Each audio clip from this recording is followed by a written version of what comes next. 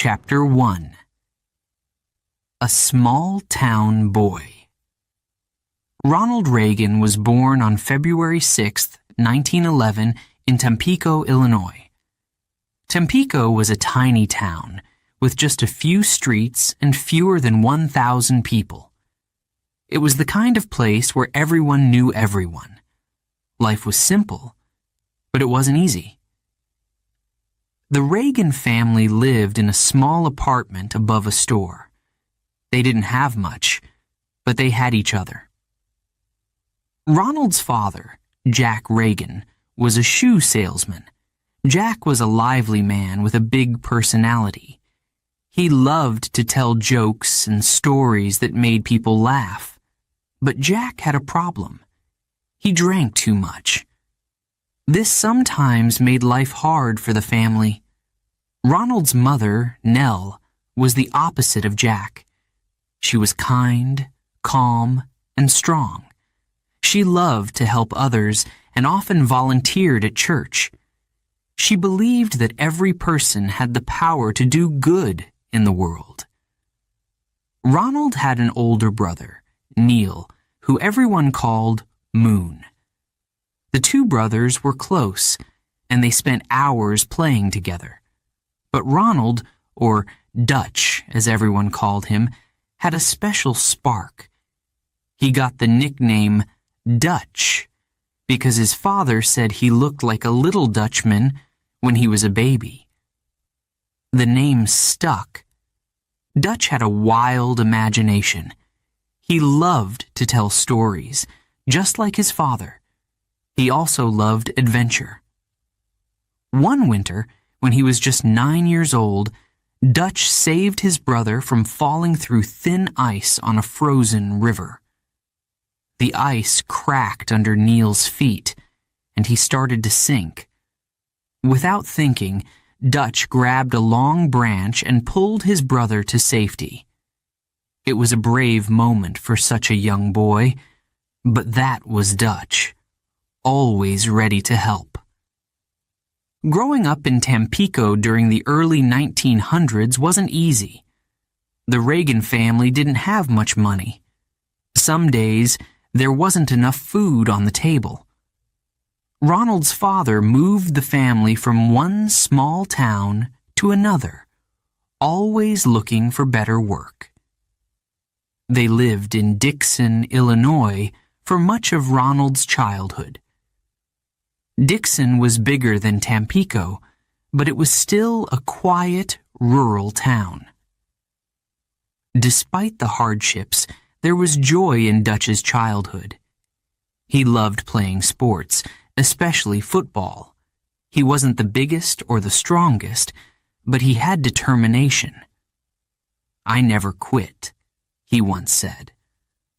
Dutch also loved swimming in the Rock River near Dixon. In the summer, he worked as a lifeguard, keeping people safe. It was a job he took very seriously. By the time he was 22, Dutch had saved 77 lives from the river. Each rescue was a moment of courage that shaped the man he would become. At school, Dutch was an average student, but he shone in other ways. He was friendly, confident, and funny. He loved to act in school plays and perform in front of people. His classmates liked him, and teachers noticed his leadership. Even as a young boy, Dutch had a way of making people feel good about themselves. But life wasn't always happy. The Reagan family faced hard times during the Great Depression. This was a period when many people in America lost their jobs and homes. Dutch saw his parents struggle to pay bills. He watched his father lose job after job because of his drinking. These moments were tough for young Ronald, but they taught him something important. He learned to work hard, stay hopeful, and believe that things could get better. Nell played a big role in shaping Dutch's character. She taught him to care about others and to stay positive, even in hard times. One of her favorite sayings was, "There's always a bright side." Dutch believed this. He believed that if you worked hard and stayed optimistic, you could achieve great things. These lessons stayed with him for the rest of his life. Dutch also loved movies. In those days, movies were magical. They were black and white, with big stars like Charlie Chaplin and Buster Keaton. Dutch would sit in the theater, eyes wide, dreaming of faraway places and exciting adventures. He didn't know it then, but one day he would be on that big screen too. One day, when Dutch was just 11 years old, something happened that he would never forget. His father came home late one night in the middle of winter. Jack had been drinking and collapsed on the front porch. Dutch found him there, shivering in the cold. He helped his father inside, wrapped him in blankets, and sat with him until he warmed up. It was a painful moment, but it showed Dutch's compassion and strength, even at a young age. Despite the struggles, Dutch never gave up on his dreams. He wanted more than the small-town life of Tampico or Dixon. He wanted to see the world and make a difference. But how could a boy from such a small place ever do something big? That question stayed with him as he grew older. Dutch's childhood was a mix of joy and hardship, laughter and tears. It was a time that shaped his character and prepared him for the challenges ahead. He learned to work hard, care for others, and believe in himself. These lessons would guide him in ways he could never imagine. As Dutch grew, so did his dreams. Would this small-town boy from Illinois find a way to change the world? The answer, as we'll discover, was yes, in ways no one could have predicted. Chapter 2: Hard Times and Big Dreams. The Great Depression began in 1929. It was a time of fear and struggle for millions of Americans.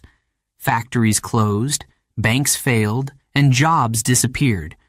The Reagan family was not spared. They had little money and often moved from one place to another, hoping for better opportunities. Ronald, or Dutch, as everyone called him, was still a boy when the hard times began. He saw his parents worry about paying bills. He noticed when there wasn't enough food on the table. Some days, he wore clothes that were patched and worn. But Dutch didn't complain. He learned to make the best of what he had. Jack Reagan, Ronald's father, worked as a salesman. He was charming and friendly, with a gift for talking to people. But Jack had a problem: alcohol. On good days, he was the life of the party. On bad days, he drank too much and lost control. This brought sadness and shame to the family. Dutch loved his father, but he also saw the damage alcohol caused. It hurt to see someone he admired struggle so much. Nell, Dutch's mother, was the heart of the family. She never gave up hope, even in the darkest times. Nell was deeply religious and believed in kindness above all else. She spent her time helping others, even when her own family was in need. She often told Dutch, "It's not what happens to you in life that matters. It's how you react to it." These words stayed with him. To help the family, Dutch started working when he was still a boy. He mowed lawns, delivered groceries, and took any small jobs he could find. He was proud to contribute, even in small ways. Dutch learned the value of hard work early in life. He didn't mind long hours or tough tasks. Each job taught him responsibility and discipline. These lessons would shape him for years to come. Despite the challenges, Dutch always dreamed big. He loved movies and imagined himself in exciting adventures. Sometimes, after finishing his chores, he would sit by the radio and listen to shows about heroes, cowboys, and explorers. His imagination soared. He wondered, could I ever be a hero like them? Dutch also loved sports. Football was his favorite. He wasn't the biggest or strongest player, but he had heart. On the field, he gave everything he had. Coaches noticed his determination and praised his teamwork. Dutch may not be a star, one coach said, but he never gives up. Sports taught him about perseverance, leadership, and working with others, qualities that would serve him well later in life. School was another important part of Dutch's life. He wasn't a top student, but he worked hard and showed great potential. Teachers liked him because he was respectful and eager to learn. Dutch also had a talent for acting. He loved performing in school plays and making his classmates laugh. On stage, he felt free. He could become anyone he wanted, a prince, a cowboy, even a hero. One winter, Dutch faced a moment that would stay with him forever. The Reagan family had little money for heating their home. The cold seeped through the walls, and Dutch could see his breath indoors. But he didn't complain. Instead, he grabbed extra blankets, made sure his brother was warm, and quietly endured the discomfort. His resilience impressed everyone around him. Dutch was becoming a young man with a strong sense of responsibility and compassion. The Great Depression also brought moments of deep sadness. Dutch saw families lose their homes. He watched neighbors line up at soup kitchens, hoping for a meal. Sometimes he heard his parents argue late at night, their voices filled with worry. It was a heavy burden for a young boy to carry. But Dutch refused to lose hope. He believed that better days would come. Nell played a key role in keeping the family's spirits high. She often read inspiring stories from the Bible or shared tales of people who had overcome hardships. One of Dutch's favorite stories was about a man who helped others despite his own struggles. It reminded him of his mother's selflessness. These stories planted seeds of optimism in Dutch's heart. He started to believe that no matter how hard life seemed, he could make a difference. One day, when Dutch was about 15, he saw his father drunk in public. It was a painful moment. Dutch wanted to help his father, but he didn't know how. Instead of getting angry, he made a promise to himself. He would never let alcohol control his life. He wanted to be strong, reliable, and someone others could depend on. This promise became part of who he was. By the time Dutch was in high school, his dreams were growing. He didn't want to stay in a small town forever. He wanted to see the world and do something meaningful. But how? Dutch didn't have an answer yet. but he knew he would find one. His mother's words echoed in his mind. You can't control what life gives you, but you can control how you respond. He decided to face every challenge with courage and determination. The Great Depression was a hard time for the Reagan family, but it shaped Dutch in powerful ways. He learned to work hard, stay positive, and care for others. He saw the pain that addiction could bring and vowed to live a life of discipline and purpose. He dreamed of a future where he could help people and make the world a better place. Little did Dutch know, his journey was just beginning. Could this boy, raised in hard times, really make a difference? The answer was closer than he thought. Chapter 3. The Voice of a Star. Ronald Reagan loved sports. As a boy, he spent hours playing football, basketball, and swimming in the Rock River. But more than playing, he loved watching and listening to sports. In those days, there was no television, only radio.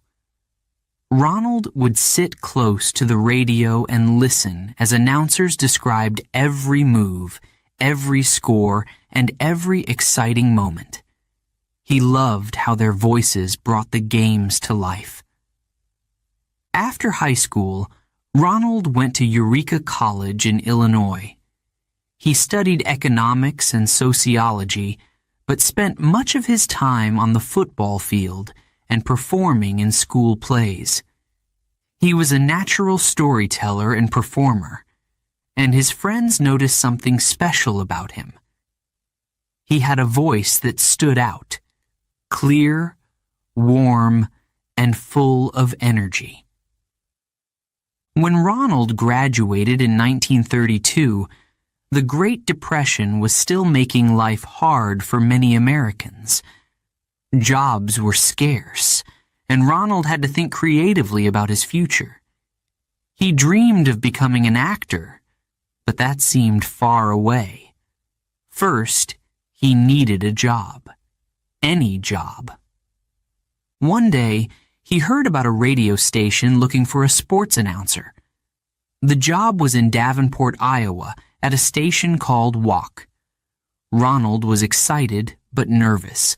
He had no experience as a radio announcer, but he had confidence in his voice and his passion for sports.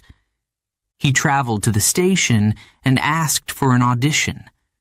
The manager handed him a piece of paper and said, "Describe a football game." Ronald looked at the paper. It was blank. There was no game to describe. He would have to make one up on the spot. Ronald closed his eyes and imagined a football field. He saw the players running, the crowd cheering, the ball flying through the air. Then he began to speak. His words flowed naturally, painting a vivid picture of an exciting game. He described every detail as if it were happening right in front of him. When he finished, the manager smiled and said, "You're hired." Ronald couldn't believe it. He had landed his first job. It paid $10 a week, a small amount, but it was a start. He was now a sports announcer. At first, Ronald covered local games. He worked hard to learn the skills of a good broadcaster. He practiced speaking clearly and with energy. He studied players and teams so he could share interesting stories during his broadcasts. Listeners loved his enthusiasm. When Ronald described a game, they felt like they were sitting in the stands, watching every play. Soon, Ronald got a bigger opportunity. He was asked to announce games for the Chicago Cubs baseball team. But there was a catch. The games weren't live. Ronald would sit in the radio studio with a sheet of paper that showed only the basic details: strikes, balls, and runs. He had to use his imagination to fill in the rest. For example, if the paper said, home run, Ronald didn't just say, it's a home run. Instead, he would say something like, the pitcher winds up, he throws, the batter swings, crack, the ball flies high into the air. It's going, gone, home run. His storytelling brought the games to life, and listeners loved it. One day, something dramatic happened during a broadcast. Ronald was announcing a Cubs game when the wire delivering the game updates suddenly stopped working. There was no information about what was happening on the field. Ronald didn't panic. Instead, he made up the next part of the game. He described a long, tense at-bat, with the batter fouling off pitch after pitch. By the time the wire was working again, the batter had hit a single, and the game continued smoothly. The listeners never knew the difference. Ronald's talent for storytelling made him a favorite among sports fans. People began to recognize his voice, and his broadcasts brought joy to those listening during tough times. He loved his work, but deep down, he still dreamed of something more. He wanted to act, to be on the big screen. Could his voice take him there? In 1937, Ronald got his chance. While traveling with the Chicago Cubs for spring training in California, he decided to visit a friend who worked in Hollywood. This friend introduced Ronald to a talent agent. The agent was impressed by Ronald's charm and good looks. "You should take a screen test," the agent said. A screen test was a short film used to see if someone had what it took to be in movies. Ronald agreed and gave the test his best effort. A few weeks later, he got amazing news. Warner Brothers Studio wanted to sign him as an actor. He was offered a 7-year contract, something many people in Hollywood only dreamed of. Ronald was thrilled. His time as a radio announcer had opened the door to a whole new world. Before he left for Hollywood, Ronald looked back on the journey that had brought him to this point. He thought about his first audition at WOC, the blank piece of paper, and the games he had made come alive with his words. He thought about the long nights in the studio, imagining games for fans who couldn't be there in person. Each step had taught him something important: hard work, creativity, and the power of storytelling. Now, he was ready for the next chapter. Could this small-town boy with a golden voice make it in Hollywood?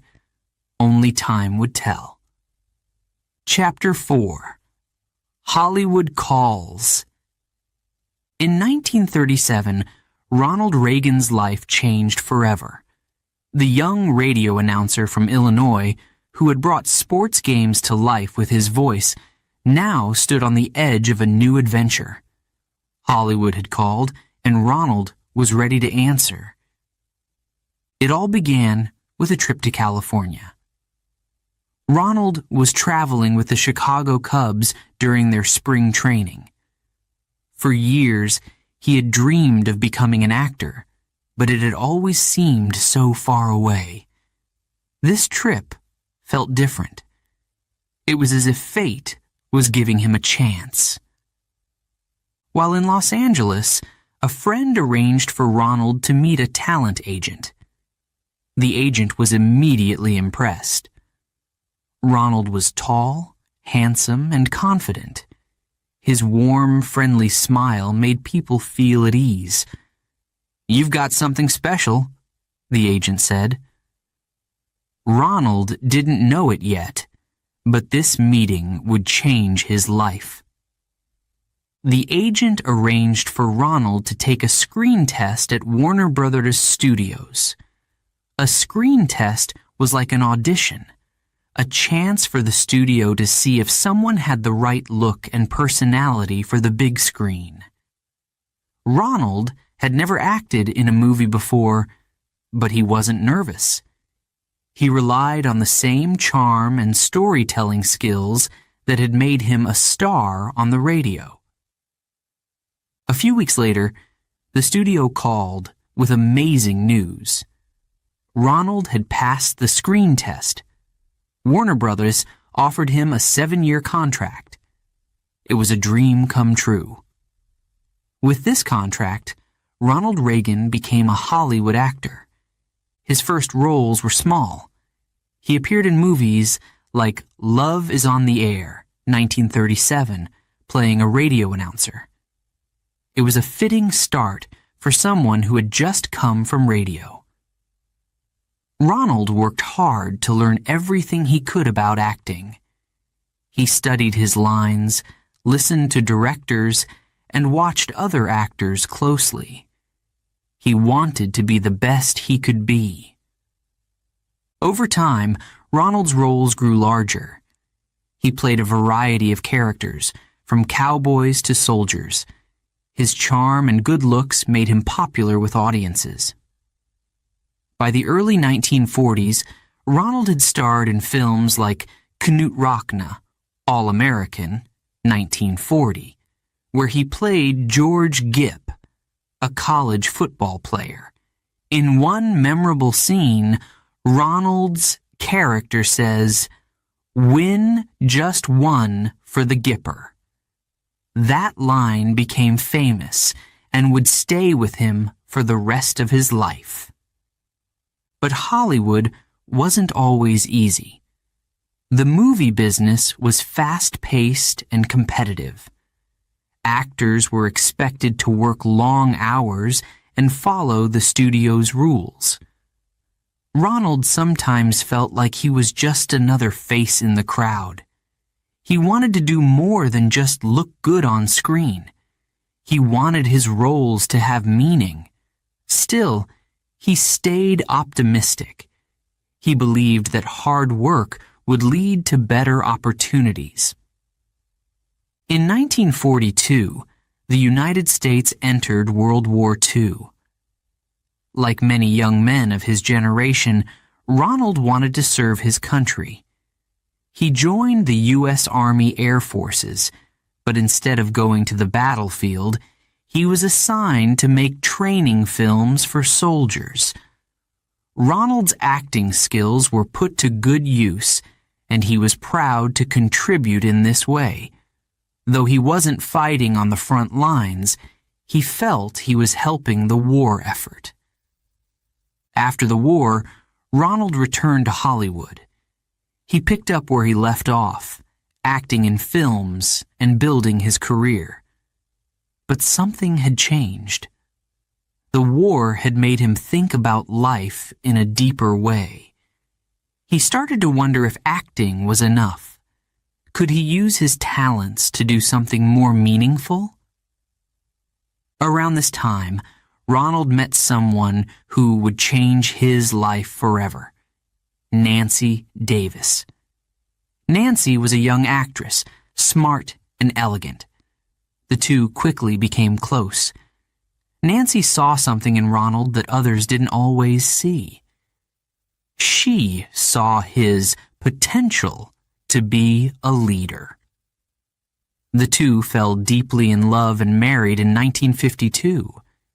Nancy became not just Ronald's wife, but his partner and greatest supporter. By the 1950s, Ronald's acting career began to slow down. He appeared in fewer films, and the roles were not as exciting as they had been before. Hollywood was changing, and Ronald was no longer a top star. But instead of feeling defeated, he looked for new opportunities. In 1954, he found one. Ronald became the host of General Electric Theater, a popular television program. Every week, he introduced stories to millions of viewers. It was a perfect fit for him. His warm voice and friendly presence made people feel connected to him. Through this show, Ronald reached more Americans than ever before. During this time, Ronald also began speaking at events, sharing his thoughts on politics and the future of the country. He discovered a new passion, public speaking. He had a natural ability to inspire and connect with audiences. His speeches were full of hope and optimism. People loved listening to him. But Hollywood, for all its glamour, had its challenges. Ronald saw friends struggle with the pressures of fame. He watched as political tensions rose in the film industry during the Cold War. He even faced criticism for his own views. Still, he stayed true to himself. He believed in honesty, hard work, and the American dream. As the years went on, Ronald realized something important. Acting had given him a platform, but it wasn't his final destination. He had learned how to communicate, how to lead, and how to inspire. He had gained skills that could take him beyond the silver screen. Hollywood had opened the door to a new chapter in his life. What would come next? Ronald didn't know yet, but he was ready to find out. His time in movies had prepared him for a bigger stage, one where he could make an even greater difference. Chapter 5. A Man in Uniform. In 1941, the world was at war. World War II had spread across Europe and Asia, and millions of lives were at risk. The United States tried to stay out of the conflict, but everything changed on December 7th, 1941. Japan attacked Pearl Harbor, a U.S. naval base in Hawaii. The next day, America declared war. The nation was now part of the fight. For Ronald Reagan, like many young men in America, this was a call to action. He loved his country and wanted to do his part. At the time, he was building a successful career in Hollywood, starring in movies and becoming a recognizable face. But Ronald knew that fame wasn't important now. What mattered was serving his country. Ronald signed up for the U.S. Army in April 1942. He was eager to help in any way he could. However, there was a challenge. Ronald had poor eyesight. Without his glasses, he couldn't see well enough to safely fight on the battlefield. This meant he couldn't join the combat units.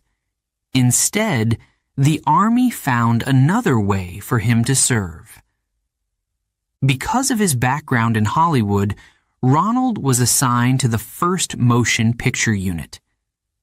This special team made training films for soldiers. These films taught important skills like flying airplanes, handling weapons, and staying safe in combat. At first, Ronald was disappointed that he couldn't fight alongside other soldiers. But soon, he realized how important this work was. These films saved lives by preparing soldiers for the challenges of war. The unit was based in Culver City, California, near the heart of Hollywood. Ronald and his team worked long hours to create the films. He acted in many of them, but he also helped write scripts and direct. It was hard work, but it felt meaningful. He believed in what he was doing. One of the most memorable films Ronald worked on was called Recognition of the Japanese Zero. It taught pilots how to recognize enemy planes in the sky. These lessons were critical in battle. Ronald was proud to know that his work made a difference. While he was making films, Ronald stayed in touch with friends who were fighting overseas. He wrote letters and sent words of encouragement. He also supported programs to help soldiers and their families. Even though he wasn't on the front lines, he felt connected to the war effort. The war years were a time of sacrifice for everyone. Ronald saw how families across America came together to support each other. People rationed food, collected metal for weapons, and worked in factories to produce supplies for the military. These acts of unity inspired Ronald. He believed in the strength of the American people. This belief would stay with him for the rest of his life. During this time, Ronald's sense of duty deepened. He realized how important it was to fight for freedom and protect those who couldn't protect themselves. He also gained a greater appreciation for the men and women who served in the military. Their bravery and sacrifices left a lasting impression on him. The war ended in 1945. Millions of lives had been lost, but the Allies were victorious. When the soldiers returned home, there was joy and relief, but also sadness for those who didn't make it back. Ronald reflected on the impact of the war. He had seen how it brought out both the best and worst in humanity.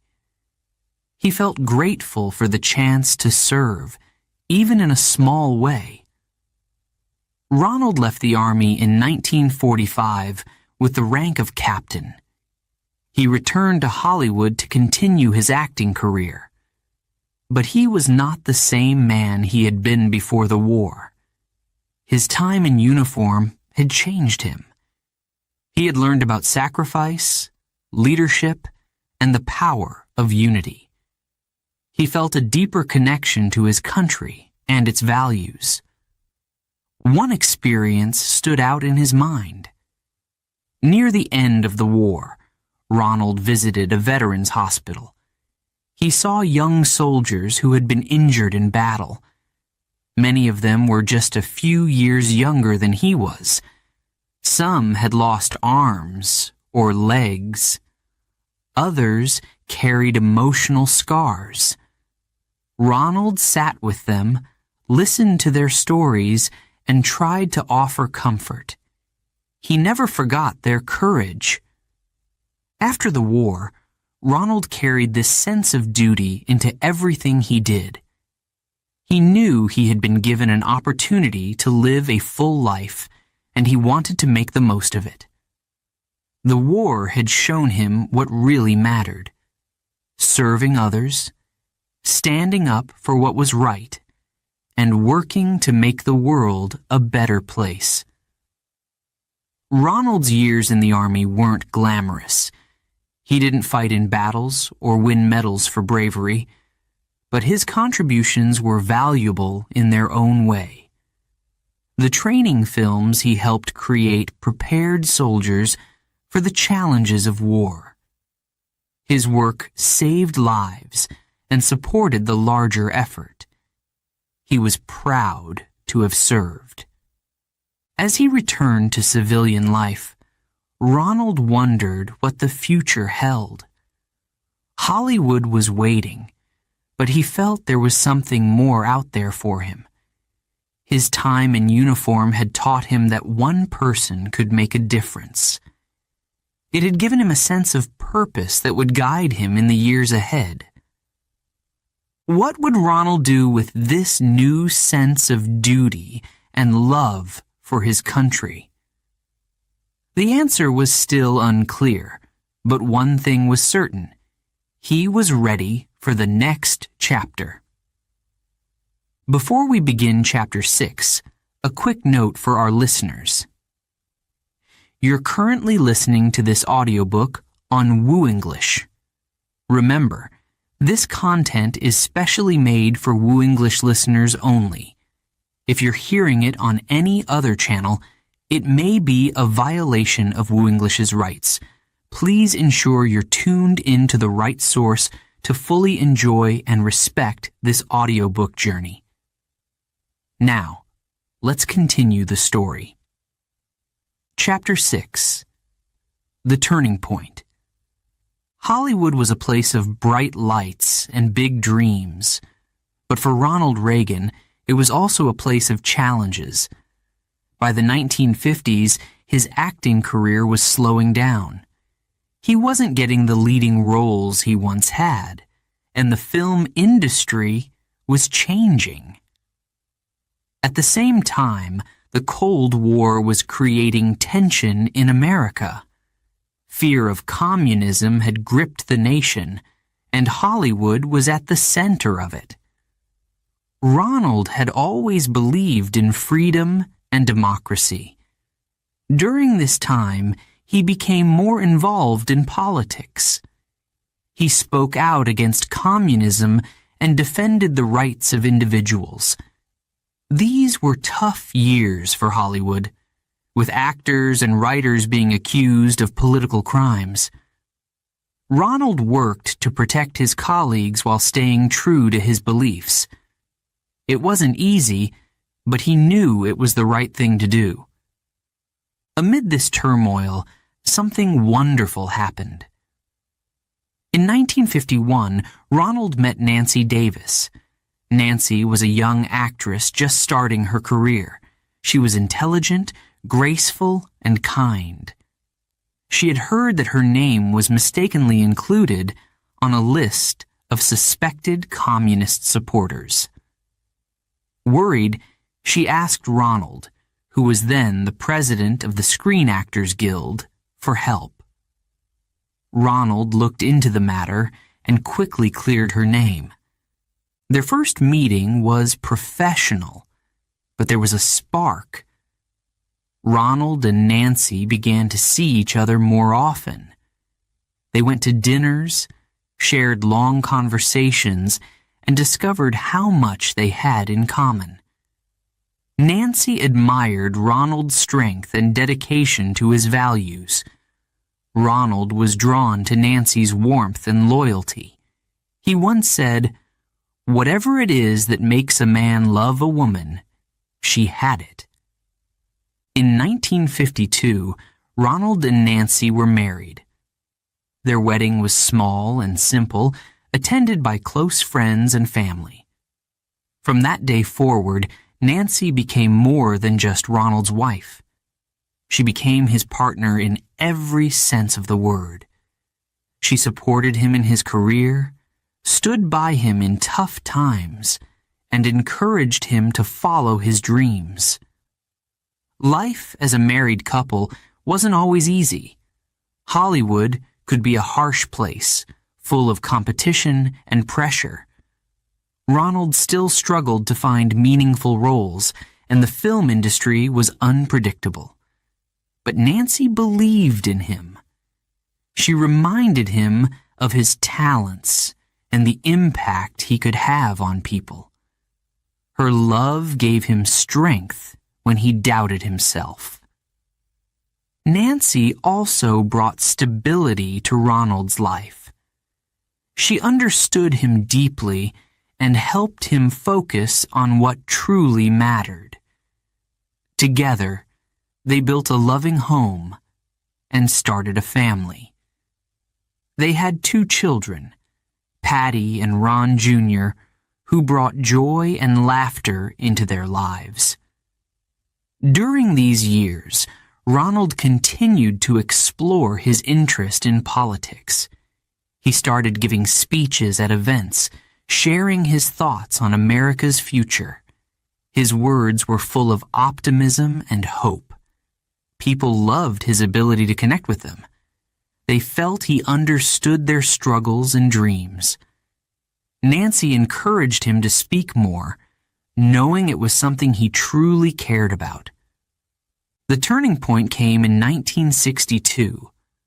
Ronald made a decision that would change his life forever.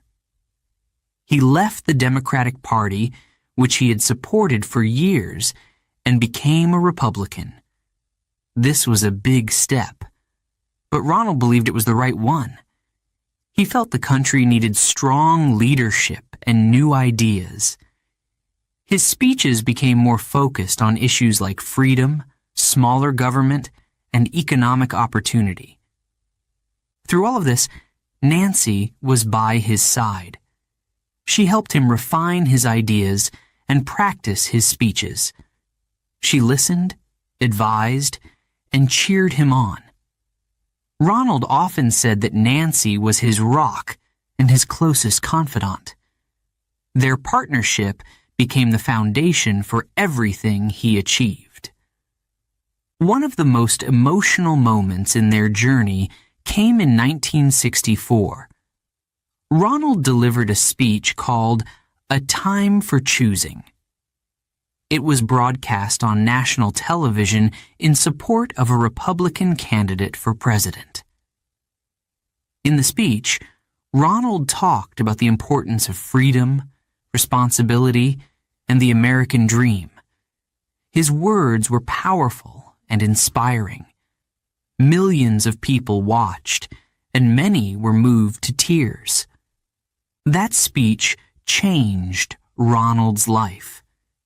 It launched him into the political spotlight and showed the world his potential as a leader. Nancy watched proudly as her husband found his voice and his purpose. She knew this was just the beginning. For Ronald, the years in Hollywood had been a time of growth and discovery. He had learned how to communicate, how to connect with people, and how to face challenges with courage. But most importantly, Hollywood had brought him Nancy. Her love and support had given him the strength to follow a new path. As the chapter of his life in Hollywood came to a close, Ronald was ready for a new challenge. Could this former actor turn his passion for politics into a career? With Nancy by his side, he believed anything was possible. Together, they were about to take the next step in their incredible journey. Chapter 7. A New Passion. Politics. By the 1950s and early 1960s, Ronald Reagan's acting career was slowing down. The roles that once came so easily were now harder to find. The golden age of Hollywood was changing, and Ronald realized that his future might lie somewhere else. But where? He didn't know yet. What he did know was that he had something important to say. Ronald had always been interested in politics. He loved America and believed in its values: freedom, opportunity, and hard work. Over the years, he had grown concerned about the direction the country was taking. Taxes were rising. Government was growing. People were losing faith in the American dream. These issues sparked something inside him. He felt he needed to speak out. In the early 1960s, Ronald began giving speeches. At first, these were small events, often for organizations like the General Electric Company, where he had been a television host. He spoke about his concerns for the country and his belief in individual freedom. People listened.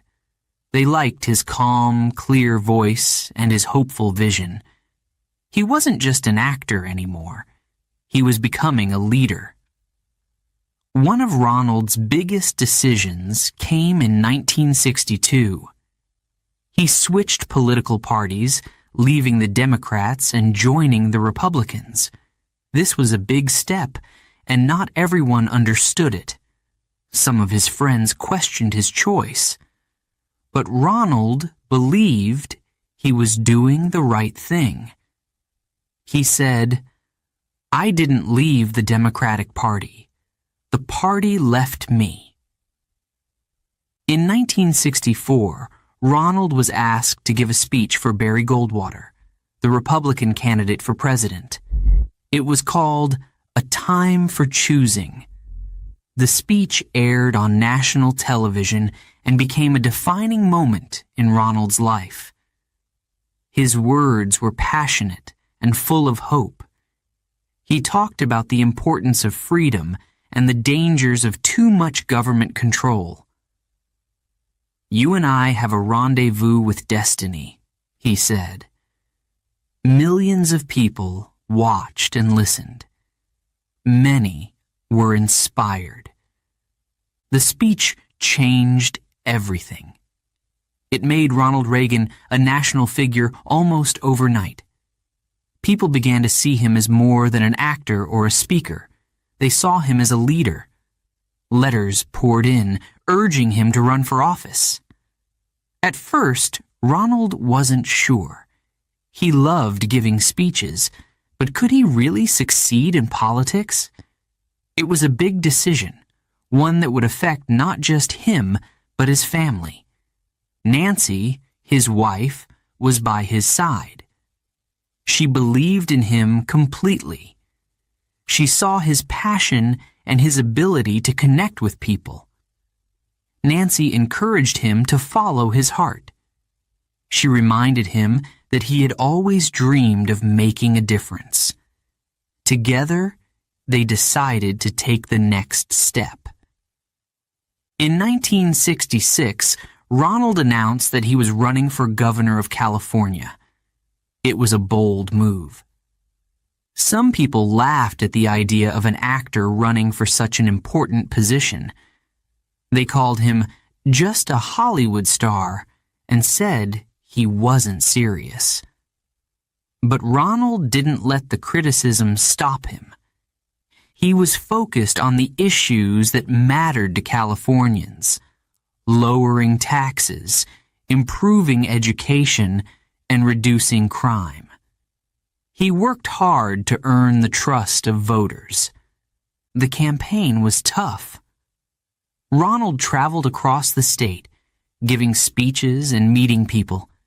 He listened to their concerns and shared his vision for a better future. His message was simple but powerful. Government is not the solution to our problem. Government is the problem. His words resonated with many people who felt frustrated with the system.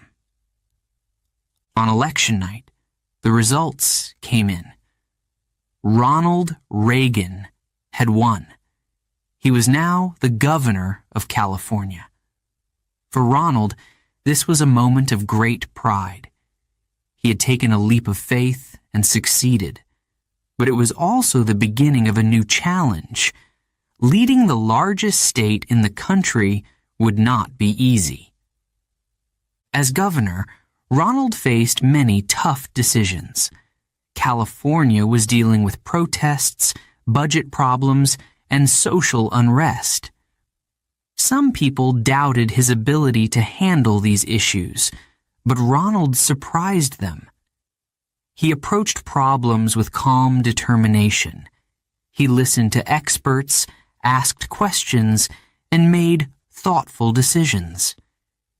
His experience as an actor had taught him how to stay cool under pressure, and now that skill was helping him as a leader. One of Ronald's greatest strengths was his ability to inspire. He believed in the goodness of the American people and their ability to overcome challenges. he often said, "There are no easy answers, but there are simple answers." His optimism gave people hope, even in difficult times. Through it all, Nancy was by his side. She attended meetings, offered advice, and kept him grounded. Ronald often said that he couldn't have done it without her. Their partnership was the foundation of his success. As his time as governor continued, Ronald began to think about the future. He loved serving the people of California, but he also saw problems across the entire country. The economy was struggling. International tensions were rising. Ronald believed America needed strong leadership. He started to wonder, could he make an even bigger difference? By the time Ronald finished his second term as governor in 1975, he had become one of the most popular leaders in the country. He had shown that he was more than just an actor. He was a man of principle, with a vision for America's future. Politics had become Ronald's new passion. It gave him a purpose and a way to make a difference. But his journey was far from over. He had new challenges to face and bigger dreams to pursue. Could this former actor take his leadership to the highest level? The answer was still ahead. Chapter 8. Governor Reagan. In 1966, Ronald Reagan shocked many people. The former actor announced he was running for governor of California. Critics laughed. Some said, "What does an actor know about politics?" But Ronald didn't listen. He believed he had something important to offer. California was facing big challenges. The state's budget was out of control, and there was unrest on college campuses. Many people were frustrated with the government. Ronald spoke directly to their concerns. He promised to bring order, balance the budget, and make government work for the people. His campaign was energetic and hopeful. Ronald traveled all over California, shaking hands and giving speeches. He listened to voters' worries and shared his vision for a better future. He had a way of making people feel heard. "I'm not a politician," he said. "I'm a citizen who wants to make a difference." His words resonated with people who were tired of traditional politics. On election night, the results were clear. Ronald Reagan had won by a landslide. It was a victory that surprised even his biggest supporters. The former actor was now the governor of California. But winning the election was only the beginning. The real work was about to start. As governor, Ronald faced many challenges. California's budget was his first priority. The state was spending more money than it was earning. This couldn't continue. Ronald made tough decisions to cut costs. Some people criticized him, but he stayed firm. "We can't spend money we don't have," he said. Slowly, the state's finances improved.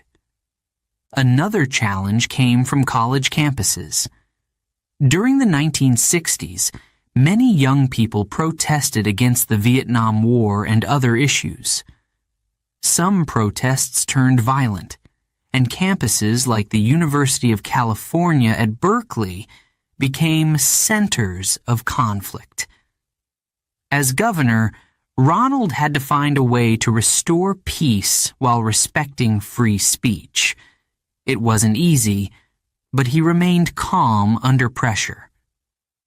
One famous moment came during a student protest. A reporter asked Ronald how he planned to deal with the situation.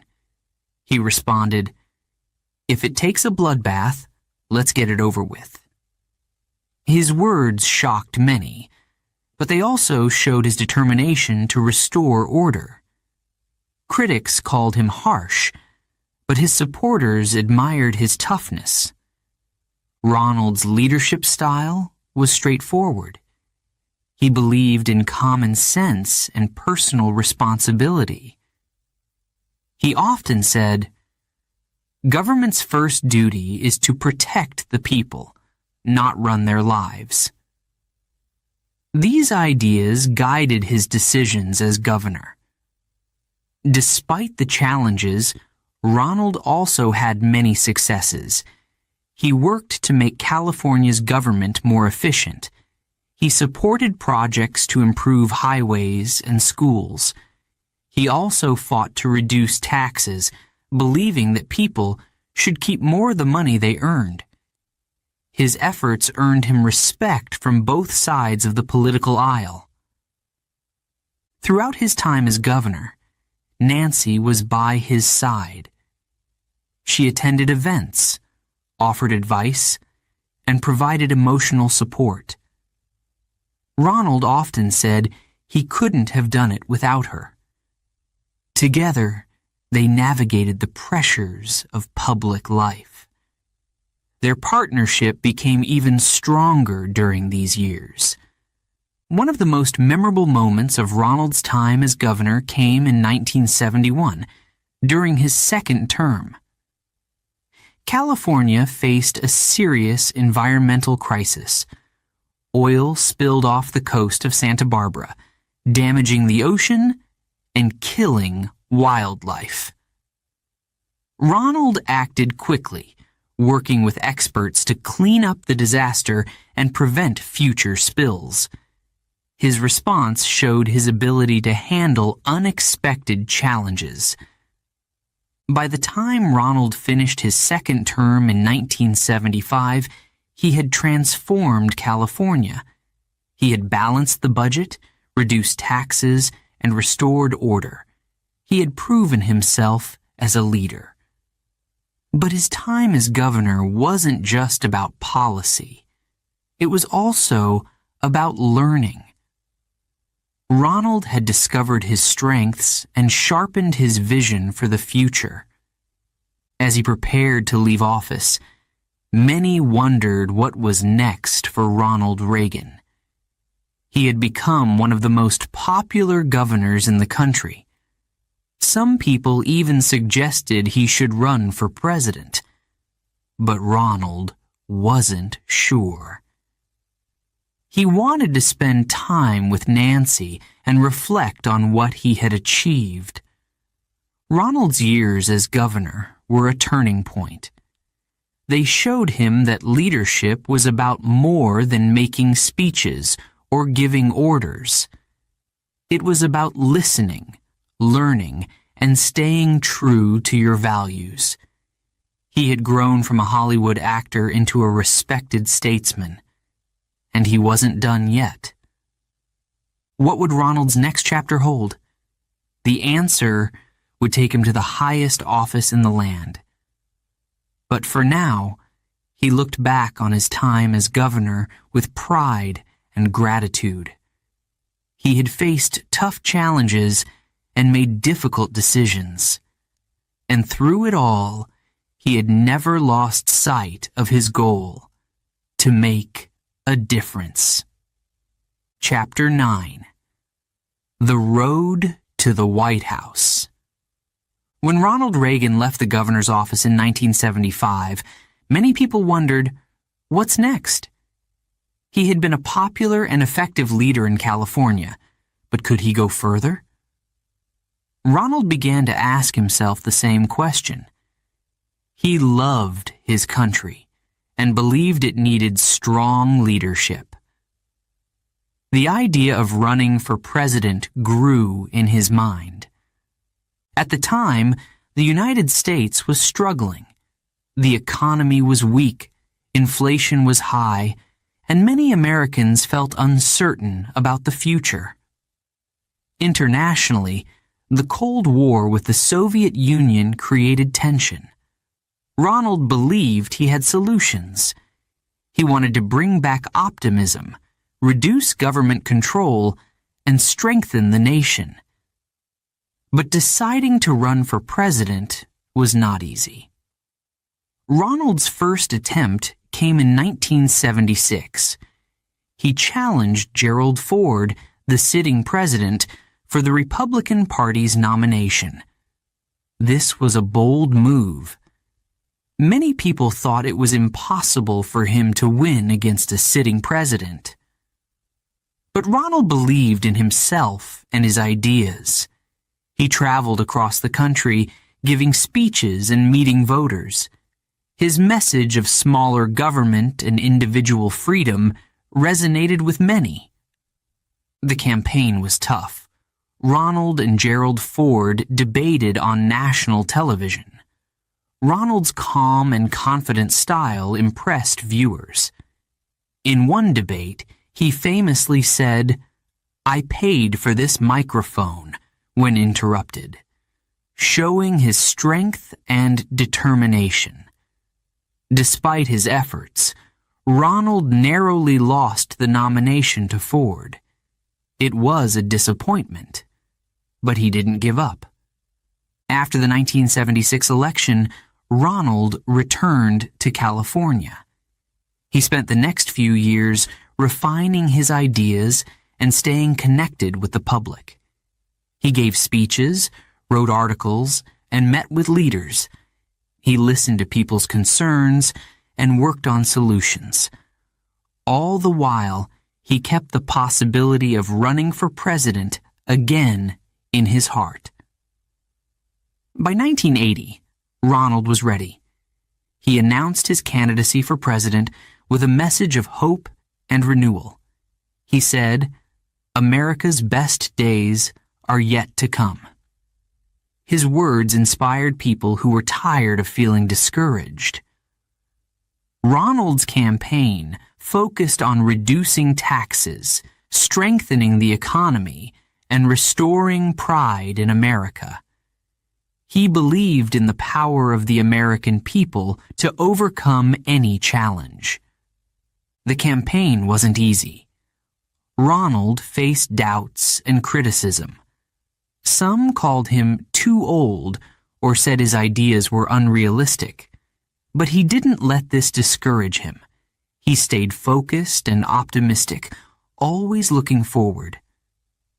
Nancy, his wife, was his greatest supporter. She traveled with him, cheered him on, and gave him strength during difficult moments. The Republican primaries were the first test. Ronald faced tough opponents, including George H.W. Bush, a former congressman and diplomat. The race was competitive, with many debates and campaign events. Ronald's experience and vision helped him stand out. He eventually won the Republican nomination and chose George Bush as his running mate. The final challenge was the general election against Jimmy Carter, the Democratic president at the time. The election took place during a period of crisis. The economy was weak, and international issues, like the Iran hostage crisis, worried many Americans. Ronald focused on these problems in his speeches. He asked voters, "Are you better off than you were 4 years ago?" The question made people think and earned him support. One of the most memorable moments of the campaign came during the presidential debate. Ronald's opponent criticized his policies, but Ronald remained calm and cheerful. He smiled and said, "There you go again," diffusing the tension with humor. His optimism and confidence won over many viewers. It was a turning point. Election Day arrived on November 4th, 1980. Millions of Americans went to the polls. When the votes were counted, the results were clear. Ronald Reagan had won by a landslide. He carried 44 states and earned over 50% of the popular vote. It was a historic victory. For Ronald, the moment was overwhelming. He thought about his journey, from a small-town boy in Illinois to an actor, governor, and now president-elect. He felt deeply honored and humbled by the trust Americans had placed in him. Nancy stood by his side, beaming with pride. The road to the White House had been long and challenging. Ronald faced doubts, criticism, and setbacks, but he never gave up. He believed in his vision and in the American people.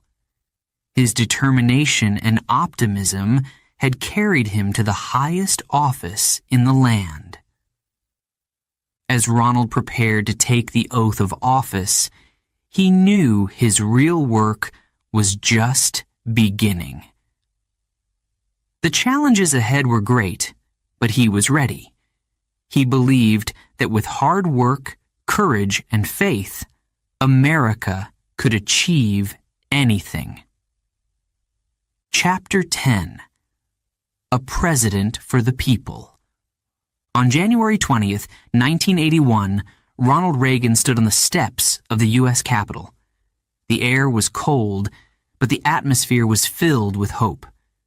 As he placed his hand on the Bible and took the oath of office, he became the 40th President of the United States. It was a moment of pride, not just for Ronald, but for the millions of Americans who believed in his vision for the country. The challenges Ronald faced as president were enormous. The economy was in trouble. Inflation was high. Unemployment was rising. And many families were struggling to make ends meet. Internationally, the Cold War with the Soviet Union created fear and uncertainty. But Ronald was not discouraged. He believed in the strength of the American people.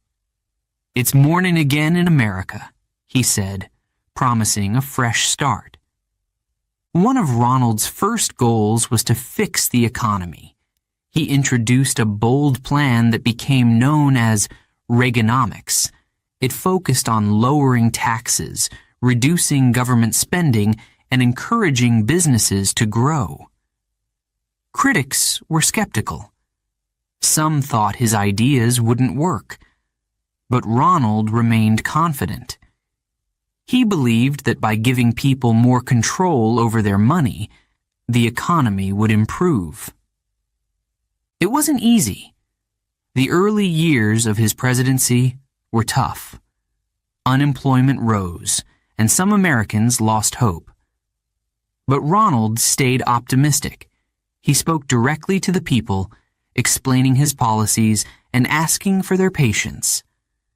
Slowly, the economy began to recover. Inflation dropped, businesses expanded, and jobs returned. By the mid-1980s, the United States was experiencing a period of economic growth. Many credited Ronald's leadership for the turnaround. While he worked to fix the economy, Ronald also focused on international issues. The Cold War with the Soviet Union had lasted for decades, creating tension and fear. Both nations had powerful nuclear weapons, and the world worried about the possibility of war. Ronald believed the United States needed to show strength. He increased military spending and introduced the Strategic Defense Initiative, a program aimed at protecting the U.S. from missile attacks. Some called it Star Wars and said it was unrealistic. But Ronald believed it was necessary to keep the country safe. At the same time, Ronald wanted peace. He built a relationship with Mikhail Gorbachev, the leader of the Soviet Union. The two men were very different, but they shared a desire to end the Cold War. They held several meetings, where they discussed reducing nuclear weapons and improving relations between their countries. These talks were difficult, but they made progress. In 1987, Ronald and Gorbachev signed a historic treaty to eliminate certain types of nuclear missiles. It was a step toward a safer world. Ronald's presidency was also marked by tragedy. On March 30th, 1981, just 2 months after taking office, an assassin tried to take his life. Ronald was leaving a hotel in Washington, D.C. when shots were fired. A bullet struck him in the chest. He was rushed to the hospital, weak but still conscious. As doctors prepared for surgery, Ronald joked, "I hope you're all Republicans." His humor and courage in such a frightening moment inspired the nation. Thankfully, Ronald recovered. The assassination attempt brought him even closer to the American people. They admired his bravery and strength. Ronald used the experience to reaffirm his commitment to serve. "Whatever time I have left," he said, "belongs to you." One of Ronald's greatest strengths as president was his ability to communicate. He earned the nickname the Great Communicator because of his skill in speaking to the public. Whether it was a televised speech or a simple joke, he had a way of connecting with people. He made complex issues easy to understand and filled his words with optimism. Americans felt like he truly cared about them. One of Ronald's most famous moments came in 1987 at the Berlin Wall. The wall divided East and West Berlin, symbolizing the division between communism and freedom. Standing in front of the wall, Ronald addressed the Soviet leader directly. "Mr. Gorbachev, tear down this wall," he declared. His words echoed around the world. 2 years later, the Berlin Wall fell, marking the beginning of the end for the Cold War. Ronald's presidency wasn't without challenges. Some criticized his policies, saying they benefited the wealthy more than the poor. Others disagreed with his military spending. But Ronald focused on the bigger picture. He believed his actions would create a stronger and freer America. By the end of his presidency in 1989, Ronald Reagan had become one of the most popular presidents in American history. The economy was stronger. The Cold War was nearing its end, and the country felt more hopeful. Ronald had delivered on his promise of morning again in America. As Ronald and Nancy left the White House, they looked back with pride. They had faced challenges and overcome them together. Ronald often said he couldn't have done it without Nancy. Her love and support had been his greatest strength. Ronald's time as president changed the world. His leadership, optimism, and belief in freedom inspired millions. Even after leaving office, his words and actions continued to guide America. "It's morning again in America." Those words captured the spirit of Ronald Reagan's presidency, a spirit of hope, determination, and belief in the power of the American people. Chapter 11. The Crisis and the Comeback. On March 30th, 1981, just 69 days into Ronald Reagan's presidency, the unthinkable happened. Ronald was leaving the Washington Hilton Hotel after giving a speech. It was a typical day, full of meetings and public events. As he walked toward his car, surrounded by Secret Service agents, a man in the crowd pulled out a gun. Shots rang out. The scene was chaotic. People screamed and ducked for cover. Secret Service agents jumped into action, shielding Ronald and tackling the shooter. In the confusion, no one immediately realized that Ronald had been hit. A bullet had ricocheted off the car and struck him in the chest, just inches from his heart. Ronald was rushed to George Washington University Hospital. Despite the pain, he tried to stay calm. Inside the car, he joked with the agents, "I guess I forgot to duck." Even as he struggled to breathe, Ronald's sense of humor remained intact. His strength in such a terrifying moment was remarkable. At the hospital, doctors worked quickly to save his life. The bullet had punctured one of his lungs, and he was losing blood. As they prepared for surgery, Ronald looked at the medical team and quipped, "Please tell me you're all Republicans." Everyone laughed, breaking the tension. It was a small moment, but it showed Ronald's courage and character. Nancy Reagan rushed to the hospital as soon as she heard the news. She was terrified, but tried to stay strong for Ronald. When she saw him before surgery, he smiled at her and whispered, "Honey, I forgot to duck." Those words brought tears to her eyes. She held his hand tightly, praying he would pull through. The surgery was a success. Doctors removed the bullet and stopped the bleeding, but the recovery would take time. Ronald stayed in the hospital for nearly 2 weeks, resting and regaining his strength. During this time, he received thousands of letters and messages from people all over the world. Americans of all ages sent cards, prayers, and words of encouragement. Ronald was deeply moved by the outpouring of support. "I feel as if I have a new connection with the people," he said. The assassination attempt changed Ronald.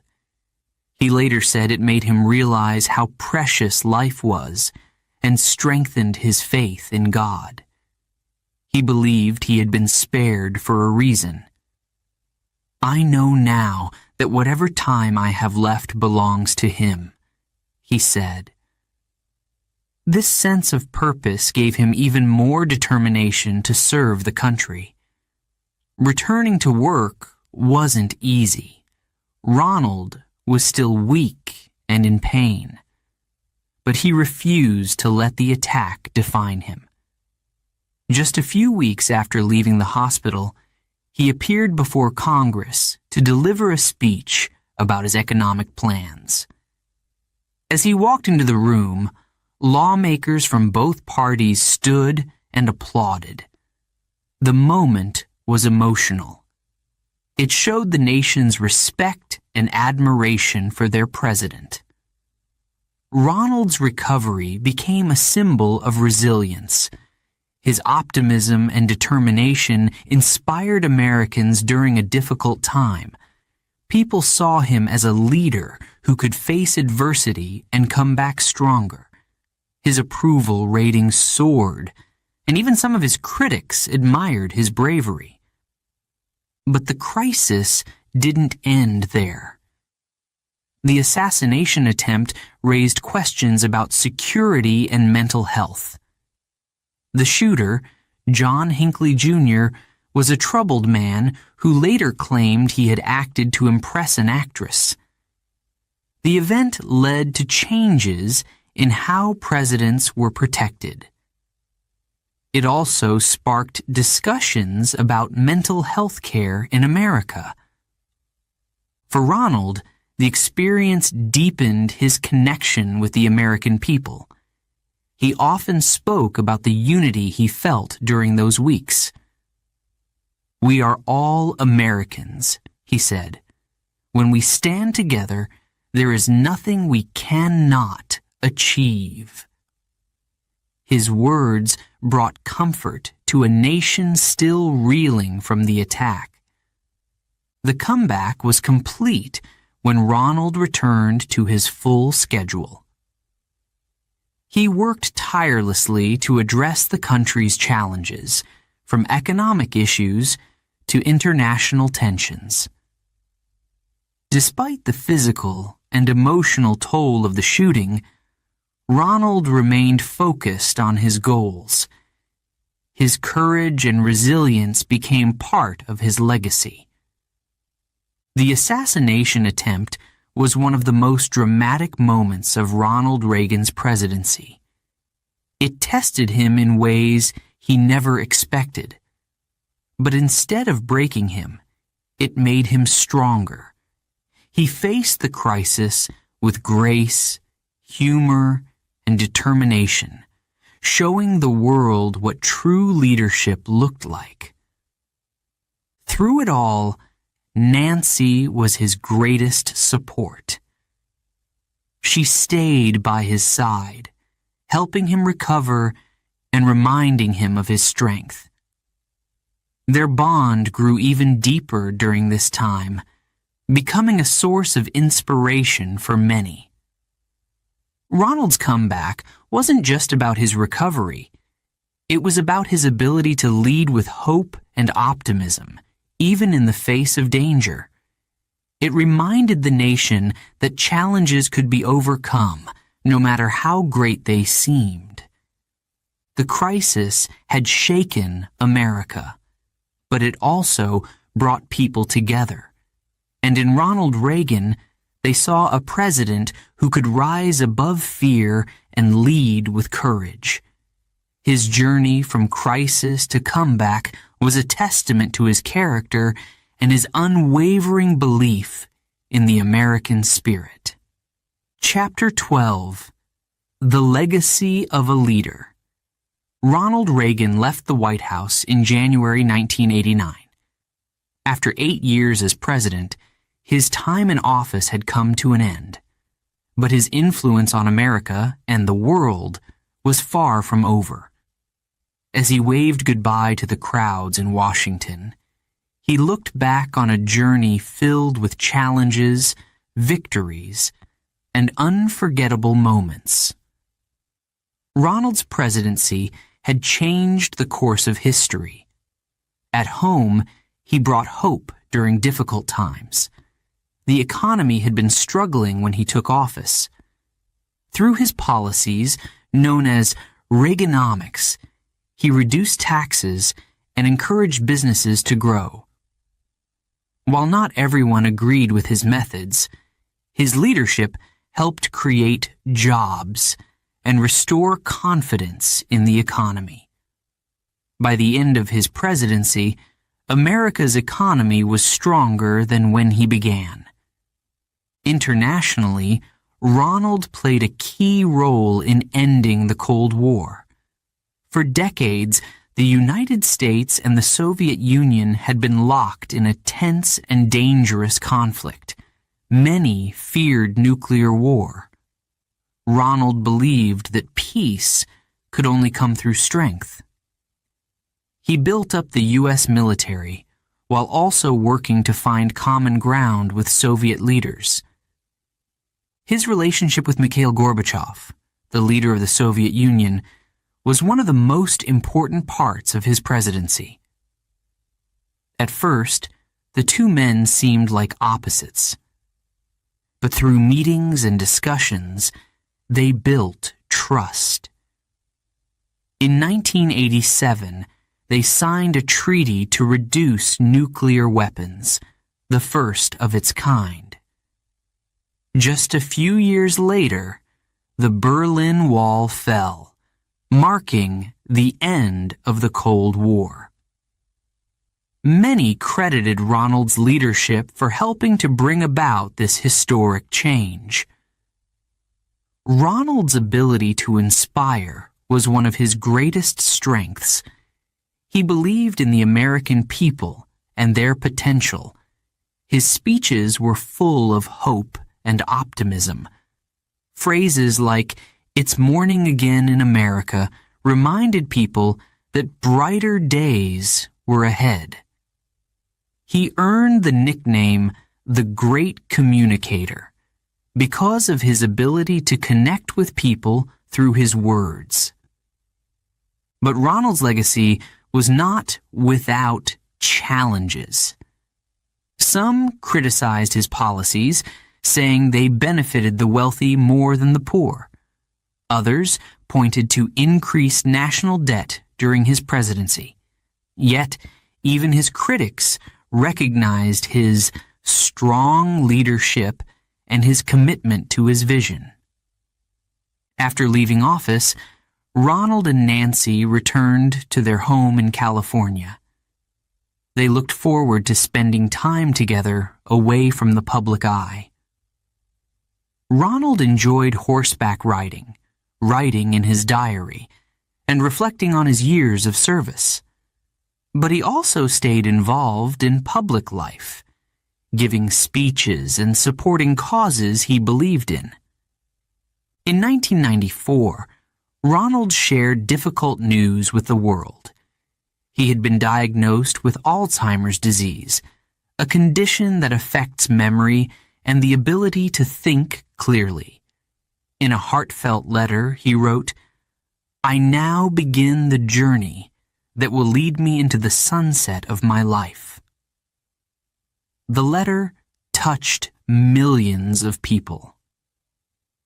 Even in the face of illness, Ronald showed courage and grace. Nancy became his primary caregiver, standing by his side as she always had. Their love and partnership remained strong during this difficult time. The nation watched as they faced the challenges of Alzheimer's with dignity and strength. Ronald's bravery in sharing his diagnosis helped raise awareness about the disease. Ronald Reagan passed away on June 5, 2004, at the age of 93. The news brought sadness across the nation and the world.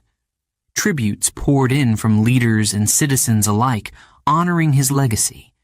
Flags were lowered to half-staff, and people gathered to remember his life and achievements.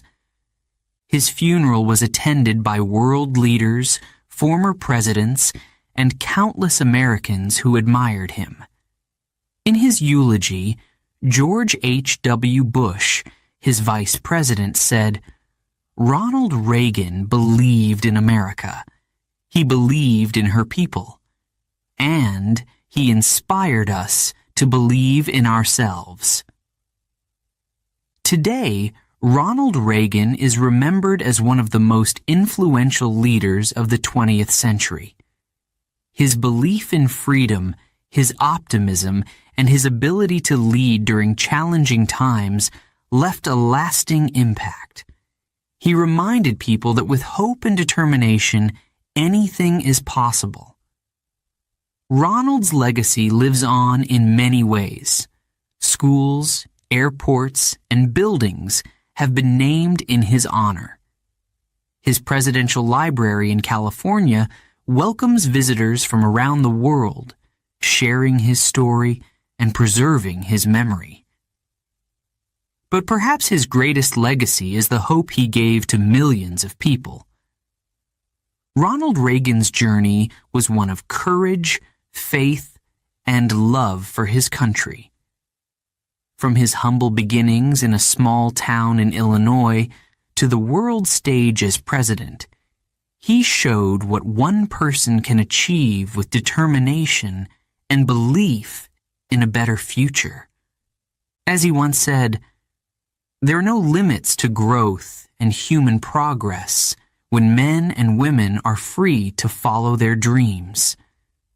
His life was proof of those words.